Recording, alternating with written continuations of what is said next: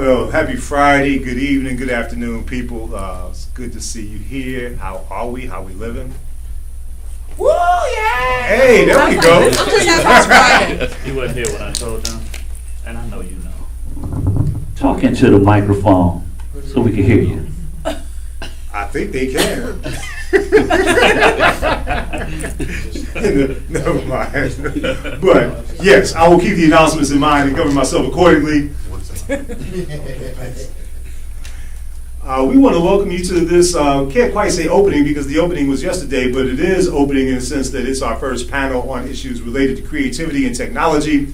And I'm just here to introduce our guests who have flown long distances to be with us tonight in Cleveland and to set up some of our conversation about what creativity can look like from everybody, not just people who have studios to produce movies, but even in the hands of everyday people in this age of AI. I'm always happy to be home. My name is Adam Banks, Cleveland boy all the way through, John Hay, Cleveland State, all of that. I happen to teach on the west side in California, and got two wonderful guests with us this evening who are at the forefront of where Black studies as an academic discipline and technology issues come together.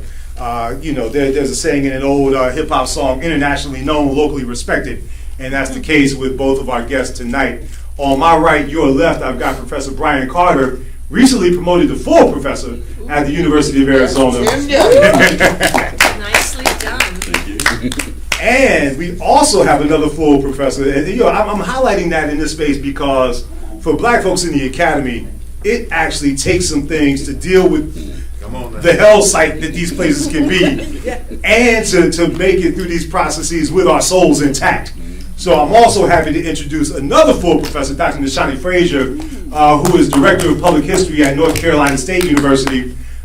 In the case of Dr. Frazier, some people in Cleveland will know her because she's got deep Cleveland roots and was once upon a time the director of the African American Archives Auxiliary, our curator at the Western Reserve Historical Society, has written about Cleveland Black history with Harambe City. Got some wonderful conversation that we can move into if we get some sidebar action, on that level, really thinking about what's happened with everyday people organizing for meaningful power and not just at the ballot box with my man, Dr. Carter.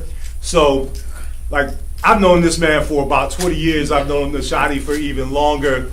Probably the best thing I can say about him, though, is not on his very long academic curriculum vitae, but the fact that my niece took his class a couple of years ago in Black Studies and got to see his research work up close and personal.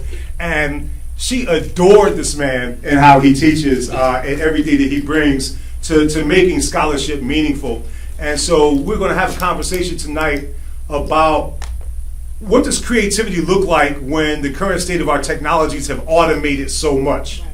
When we were brainstorming how we wanted to approach this conversation, there are several of us on a Zoom, the three of us, excuse me, let me try to stay up here.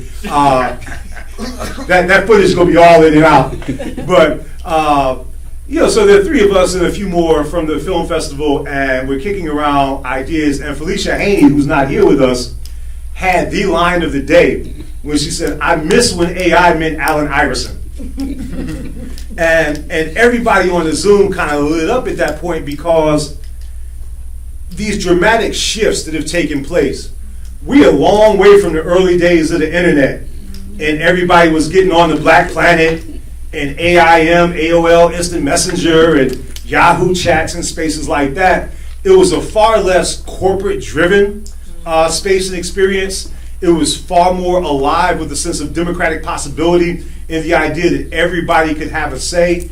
And so now as we get into this moment where generative tools, the range of things that we refer to as AI, it ain't intelligent. We need to play with that language a bit. But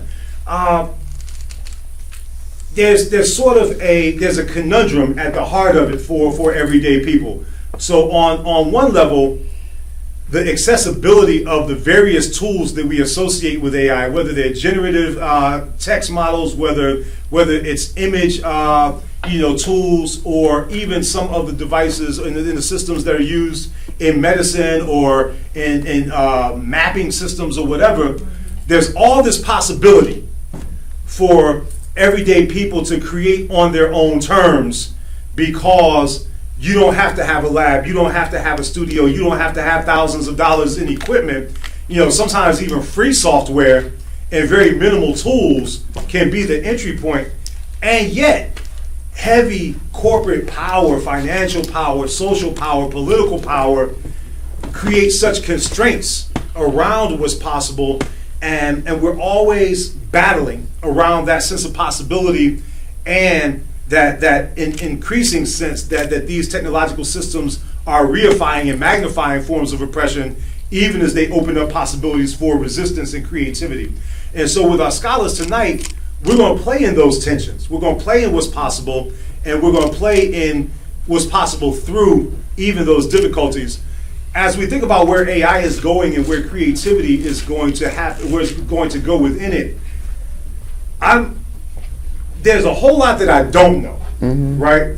But one thing I do know, so first of all, good people, the person who gave us the line, I miss what AI meant, Allen Iverson, Felicia Haney, everybody, Beach Street Promotions, our leader in bringing us together today. The one thing I do know, hey, good people, is that the creativity of everyday black folks is going to transform these systems in ways that nobody imagined. Yeah. Just like the Blue Note changed music.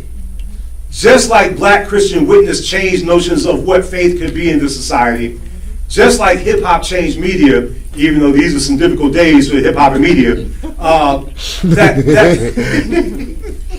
The same tradition that gave us the Blue Note, the gospel moan, the field holler, the signifier, and the call and response is going to lead to real transformation about what's possible with these tools too. So with that, our guests are going to open up with some commentary about how they think about these tech issues, some of the work that they're doing at these intersections, and then I get to get out of the way and just kind of throw lobs for them to come up and dump questions and get us into some good conversation. So first, let me present again Dr. Brian Carter, y'all. Thank you very much, Dr. Banks. Well, when I think about AI, artificial intelligence, and as Dr. Banks mentioned, it is not intelligent, right? It is artificial. And so when I think about artificial intelligence, I think about all the ways that this has impacted creativity, it has impacted our fears, it's impacted our productivity, and it's also impacted our lives in ways that we can't even imagine at this point, because it's still spreading its wings and its tentacles into all aspects of our lives.